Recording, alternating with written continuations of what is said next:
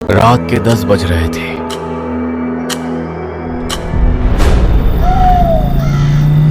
देविका गाड़ी चला रही थी। अर्जुन बगल में था, खिड़की से बाहर देख रहा था।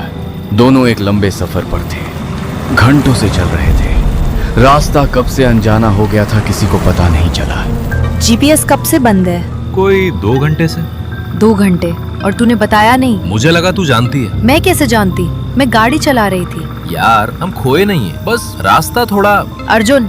हाँ ओके, हम खो गए। देविका ने लंबी सांस ली। सड़क संकरी होती जा रही थी। दोनों तरफ घने पेड़, इतने घने कि ऊपर आसमान दिखना बंद हो गया था। हेडलाइट की रोशनी में सड़क एक लंबी सुरंग जैसी लग रही थी।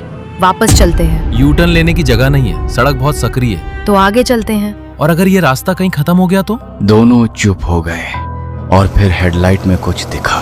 देविका ने ब्रेक लगाया।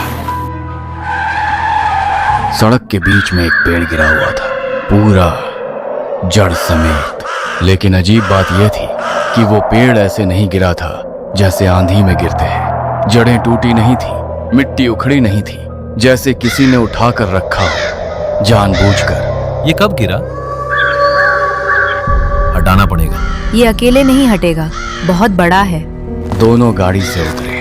देविका उस पेड़ के पास गई। उसने पेड़ की छाल को छुआ और एक पल के लिए उसके हाथ रुक गए। कुछ था उस छाल में, एक खुरदरापन जो जाना पहचाना लगा। जैसे बचपन में कोई पेड़ था जिसे रोज छूती थी। लेकिन देविका का बचपन शहर में बीता था, वहां ऐसे पेड़ नहीं थे।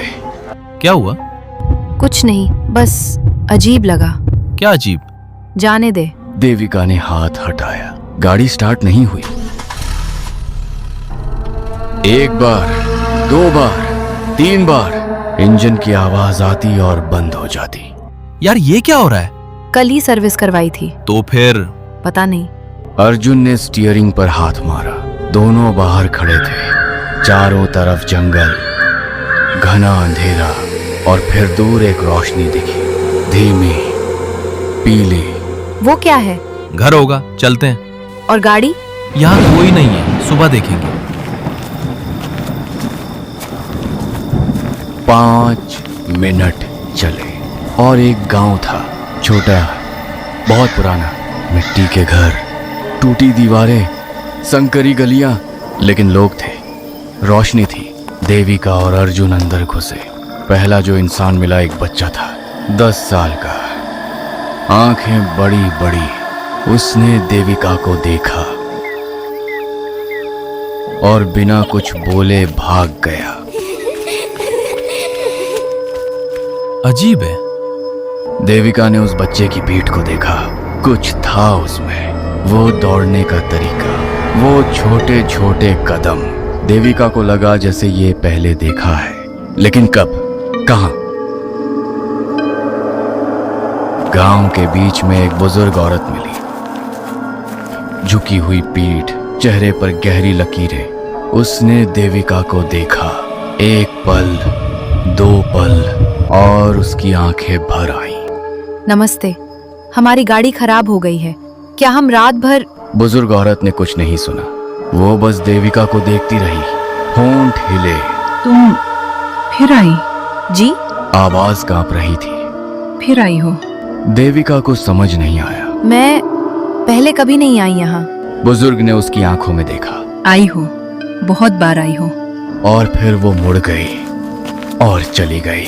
गांव के मुखिया का नाम था भवानी प्रसाद। 55-60 साल का आदमी, भारी शरीर। उसने देविका और अर्जुन को बैठाया, चाय दी। रात यहाँ रुक सकते हो, लेकिन एक बात, रात को घर से बाहर मत निकलना, बस मत निकलना। ये कोई जवाब नहीं है। यही जवाब है। भवानी प्रसाद ने उन्हें देखा। उन्हें एक पुराना कमरा दिया गया। दीवारें मिट्टी की, छत लकड़ी की, एक छोटी खिड़की। देविका लेटी थी, लेकिन नींद नहीं आ रही थी। वो बुजुर्ग औरत की आंखें। फिर आई हो। ये शब्द जैसे इंतजार था, जैसे ये मुलाकात पहली नहीं थी। अर्जुन, उस बुजुर्ग औरत ने कहा फिर आई हो, मतलब क्या था उसका? यार पुराने गांवों में लोग अजीब होते हैं। देविका सो जा, मुझे नींद नहीं आ रही। आंखें बंद करो, आ जाएगी। देविका ने आंखें बंद की और तभी बाहर से आवाज आई,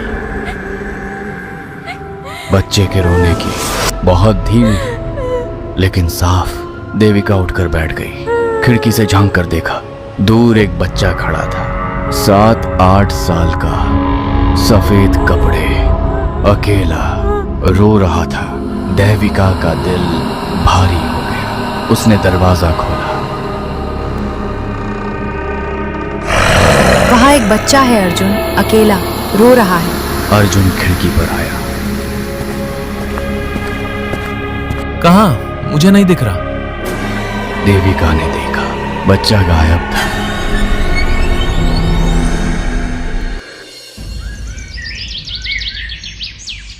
सुबह रात को एक बच्चा दिखा,